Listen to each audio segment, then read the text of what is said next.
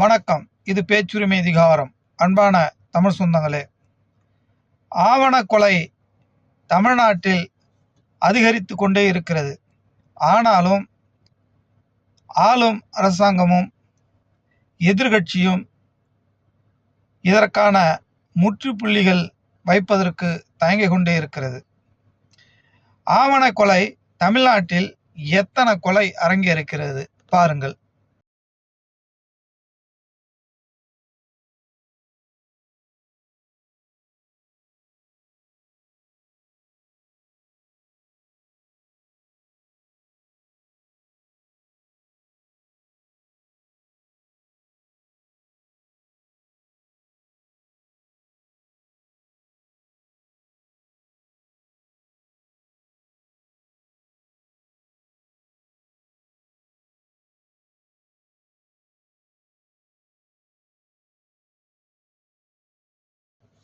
பார்த்துருப்பீங்கன்னு நினைக்கிறேன். பாருங்க, இளவரசன் திவ்யா 2013, கண்ணகி முருகேசன் 2023, கோகுல்ராஜ் 2015,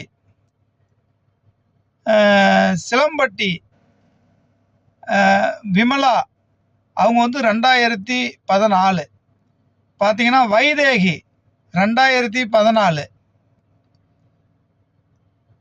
அதுக்கப்புறம் பார்த்தீங்கன்னா கனகராஜ் 2019, நந்தீஷ் சுவாதி 2018, உடுமலை சங்கர் 2016, கிருஷ்ணகிரி சுபாஷ் 2023, அதே கிருஷ்ணகிரியில் ஜெகன் 2023, கன்னியாகுமரி சுரேஷ் 2021, தஞ்சாவூர் ஐஸ்வர்யா 2024, மாரி செல்வம் கார்த்திக் 2023, திரும்பவும் பாருங்க